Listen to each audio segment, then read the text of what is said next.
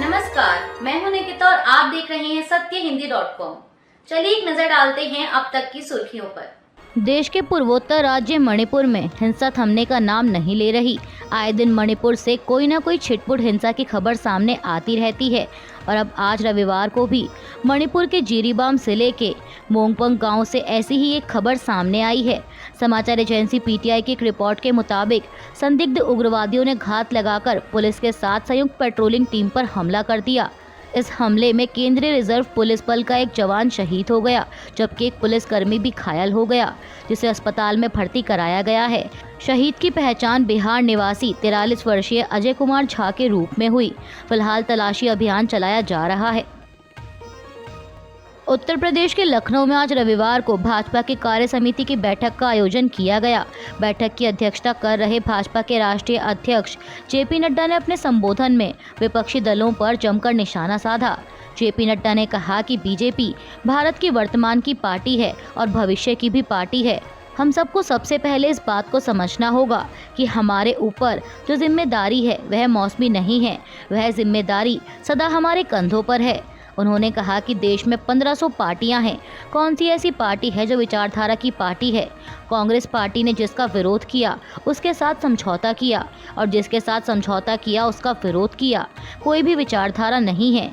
JP Nadda ने सवाल करते हुए कहा कि आपके यहाँ जितनी क्षेत्रीय पार्टियां हैं, किसी में भी कोई विचारधारा है? ये अकेली भाजपा है जो विचारधारा की पार्टी है। बीजेपी के राष्ट्रीय अध्यक्ष और केंद्रीय मंत्री जेपी नड्डा के इस बयान पर समाजवादी पार्टी प्रमुख अखिलेश यादव ने पलटवार किया है। उन्होंने कहा कि नकारात्मक लोग नकारात्मक ही सोचते हैं। अखिलेश यादव ने बिना किसी का नाम लिए एक्स पर लिखा कि आज़ादी के पहले से जिनका इतिहास अपनों को धोखा देने का रहा है, उनके मुंह से किसी के संबंधों के भविष्य के बारे में बातें अच्छी नहीं लगती। नकारात्मक लोग नकारात्मक ही सोचते हैं। अखिलेश ने आगे कहा कि इंडिया सकारात्मक है और सकारात्मक ही रहेगा। उत्तर प्रदेश भाजपा कार्य समिति की बैठक में राज्य के मुख्यमंत्री योगी आदित्यनाथ ने कहा कि याद कीजिए मुहर्रम के समय में सड़कें खाली हो जाया करती थीं और आज मुहर्रम आयोजित हो रहा है, इसका पता भी नहीं लग रहा। ताजिया के नाम पर घर तोड़े जाते थे, पीपल के पेड़ काटे जाते थे, सड़कों के तार हटाए जाते थे और आज कहा जाता है कि किसी गरीब की झोपड़ी नहीं हटेगी। आज कहा जाता है कि सरकार नियम बनाएगी। त्योहार मनाने हैं तो नियमों के अंतर्गत मनाओ, नहीं तो घर बैठ जाओ। मुहर्रम जुलूस पर उत्तर प्रदेश की योगी सरकार के हालिया आदेश पर ऑल इंडिया मुस्लिम कमेटी के सदस्य कमाल फारूकी ने कहा तो रामलीला और गुरु नानक जयंती मनाने पर भी रोक लगनी चाहिए। सब कुछ बंद कर देना चाहिए और इस पर कानून लाना चाहिए। उन्होंने कहा कि मुसलमान सबसे पहले इसे स्वीकार करेंगे। दिल्ली सरकार में मंत्री आतिशी ने आज रविवार को भाजपा पर तीखा हमला बोला। उन्होंने मुख्यमंत्री अरविंद केजरीवाल के स्वास्थ्य का जिक्र करते हुए कहा कि उन्हें जेल में परेशान किया जा रहा है। आतिशी ने दावा किया कि जेल में सीएम केजरीवाल को मारने की साजिश रची जा रही है। आतिशी ने एक प्रेस कॉन्फ्रेंस में कहा कि अरविंद केजरीवाल दिल्ली के लोकप्रिय मुख्यमंत्री हैं। वह दिल्ली के मुख्यमंत्री हैं जो जनता को 24 घंटे बिजली देते हैं, वर्ल्ड क्लास इलाज देते हैं और महिलाओं को फ्री बस यात्रा देते हैं। लेकिन भाजपा दिल्ली के काम को मैच नहीं कर पाती और न उन जैसा काम करके दे सकती है, इसलिए फर्जी मुकदमे में फंसाकर जेल में डाल दिया गया। आतिशी ने दावा किया कि जेल में सीएम अरविंद केजरीवाल का स्वास्थ्य जानबूझकर खराब करने की कोशिश की जा रही है। मेरा मानना है कि उनके स्वास्थ्य पर हमला किया जा रहा है। इतने दिनों में उनकी शुगर कई बार बहुत डाउन जा चुकी है। लो शुगर की वजह से उन्हें कुछ भी हो सकता है। आतिशी ने कहा कि इसकी जिम्मेदार भाजपा होगी। ओडिशा के पुरी में 12वीं सदी के जगन्नाथ मंदिर का रत्न भंडार 46 साल बाद आज रविवार को खोल दिया गया। अधिकारियों के मुताबिक रत्न भंडार कीमती सामानों की सूची बनाने और इसकी संरचना की मरम्मत के लिए फिर से खोला गया है।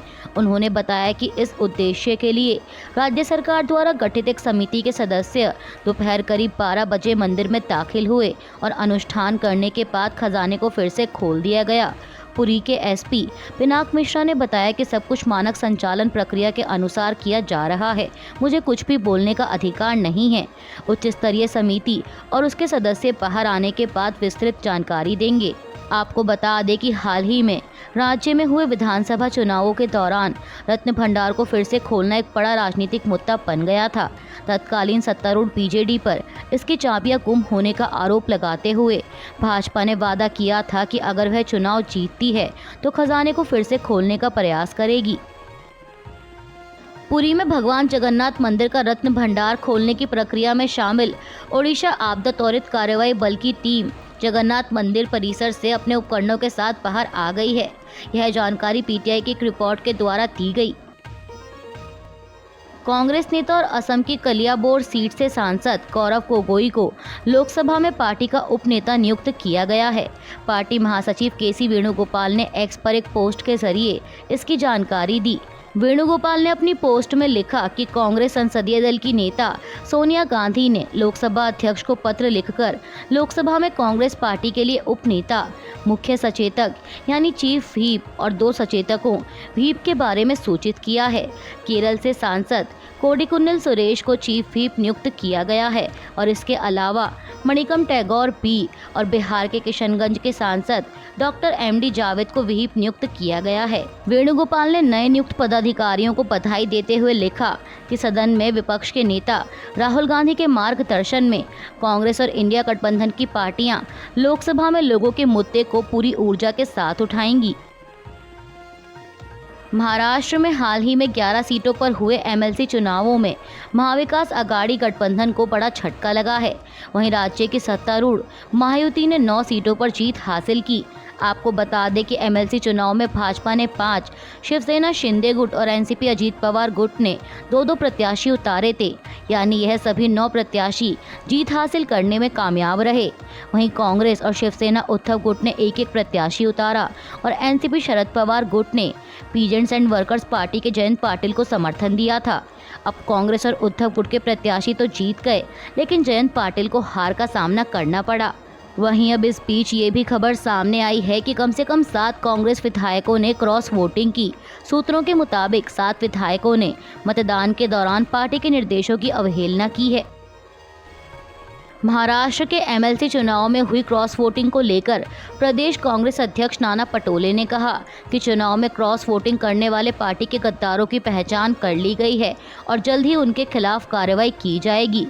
नाना पटोले ने कल शनिवार 13 जुलाई को दावा किया कि वही गद्दार 2 साल पहले परिषद चुनाव में कांग्रेस नेता चंद्रकांत हंडोरे की हार का कारण बने थे।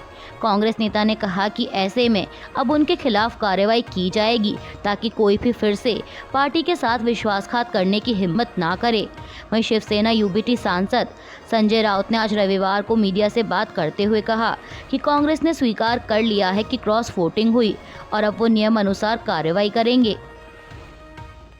प्रधानमंत्री मोदी के 8 करोड़ नौकरी वाले बयान पर कांग्रेस अध्यक्ष मल्लिकार्जुन खड़गे ने पलटवार किया है। उन्होंने एक्स पर लिखा, नरेंद्र मोदी जी, कल आप मुंबई में नौकरियां देने पर झूठ का मायाजाल बुन रहे थे।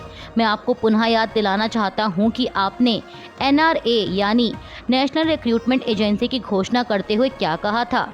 अगस्त 2020 में आपने कहा था कि एनआरए करोड़ों युवाओं के लिए वरदान साबित होगी।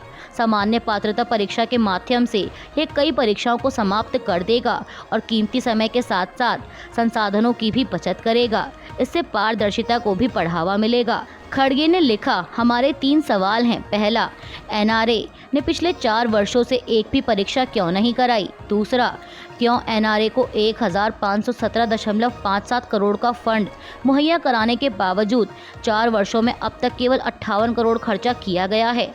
तीसरा, एनआरए सरकारी नौकरियों की भर्ती के लिए संस्था बनी थी। क्या जानबूझकर एनआरए को निष्क्रिय रखा गया ताकि एससी, एसटी, ओबीसी और ईडब्ल्यूएस युवाओं से उनके आरक्षण का हक छीना जा सके। कांग्रेस अध्यक्ष ने आगे कहा कि एनटीए से धांधली, पेपर लीक व घोटाला कराया गया और एनआरए से परीक्षा ही नहीं करवाई गई। शिक्षा प्रणाली को तहस नहस करने का और युवाओं के भविष्य को तंग तबाह करने का पीड़ा बीजेपी आरएसएस ने उठाया है। खड़गे ने आखिर में लिखा, पीएस, हमने एनआरए का मुद्दा पहले भी उठाया था, पर मोदी सरकार मौन व्रत धारण करके बैठी हुई है। प्रधानमंत्री मोदी ने कल शनिवार को मुंबई के बांद्रा कुर्ला कॉम्प्लेक्स में इंडियन न्यूज़पेपर सोसाइटी यानी INS के सचिवालय INS टावर का उद्घाटन किया। इस दौरान PM मोदी ने अपने संबोधन में इस बात पर जोर दिया कि पिछले 3-4 सालों में 8 करोड़ नई नौकरियों के सृजन ने बेरोजगारी के बारे में फर्जी कहानियां फैलाने वालों को चुप करा दिया है। रोजगार के आंकड़ों पर भारतीय रिजर्व बैंक की एक हालिया रिपोर्ट का हवाला देते हुए उन्होंने कहा कि NDA सरकार स्थिरता और विकास को प्राथमिकता दे रही है। प्रधानमंत्री ने कहा कि जो लोग झूठे दावे करते हैं वे निवेश, बुनियादी ढांचे के विकास और देश के विकास के दुश्मन हैं। उनकी हर नीति युवाओं को धोखा देने और रोजगार को रोकने के बारे में है, लेकिन अब वे बेनकाब हो रहे हैं क्योंकि लोग उनके झूठ को नकार रहे हैं। PM मोदी ने कहा कि देश में कौशल विकास और रोजगार की ज़रूरत है और उनकी सरकार इस दिशा में काम कर रही है। अमेरिका के संघीय जांच ब्यूरो यानी FBI के मुताबिक डोनाल्ड ट्रंप को मारने की कोशिश करने वाला शख्स 20 वर्षीय थॉमस मैथ्यू क्रूक्स है। FBI का कहना है कि उसकी पहचान की पुष्टि के लिए DNA और बायोमेट्रिक्स टेस्ट कराया जाएगा। FBI ने बताया कि थॉमस मैथ्यू पेंसिल्वेनिया के बेथेल पार्क का रहने वाला था। यह उस जगह से 70 किलोमीटर दूर है जहां ट्रंप की हत्या करने की कोशिश की गई। FBI के बयान के मुताबिक अभी जांच चल रही है। जिस किसी के पास भी जांच से संबंधित कोई जानकारी है तो जांच में सहायता कर सकती है, वो उसकी तस्वीरें या वीडियो ऑनलाइन सबमिट कर सकता है। अमेरिका के पूर्व राष्ट्रपति डोनाल्ड ट्रंप की एक रैली के दौरान गोलीबारी की घटना सामने आई है। इस घटना के दौरान वो अपने दाएं कान के ऊपरी हिस्से पर गोली लगने से घायल हो गए। हालांकि अब वह ठीक हैं और उन्होंने अपने ट्रूथ सोशल अकाउंट पर कहा कि एक सरसराहट की आवाज़ और गोलियों की आवाज़ सुनकर मैं तुरंत समझ गया था कि कुछ गलत हुआ है और तुरंत गोली मेरी त्वचा को छूकर निकल गई। बहुत सारा खून निकल गया था तो मुझे एहसास हुआ कि क्या कुछ हो रहा है। इस घटना पर तुरंत प्रतिक्रिया देने के लिए पूर्व राष्ट्रपति ने सीक्रेट सर्विस और दूसरी कानूनी एजेंसियों का शुक्रिया कहा। साथ ही उन्होंने पोस्ट में लिखा कि मैं रैली में मारे गए व्यक्ति के परिवार के प्रति संवेदना व्यक्त करना चाहता हूं और पूरी तरह घायल हुए एक अन्य व्यक्ति के परिवार के प्रति भी संवेदना व्यक्त करता हूं। यह अविश्वसनीय है कि हमारे देश में इस तरह की हरकतें हो सकती हैं। शूटर के बारे में इस समय कुछ भी पता नहीं है जो अब मर चुका है। डोनाल्ड ट्रंप ने अपने पोस्ट के आखिर में लिखा, गॉड ब्लेस अमेरिका। अभी के लिए बस इतना ही। बाकी की खबरों के लिए बने रहिए सत्यहिंदी.com के साथ।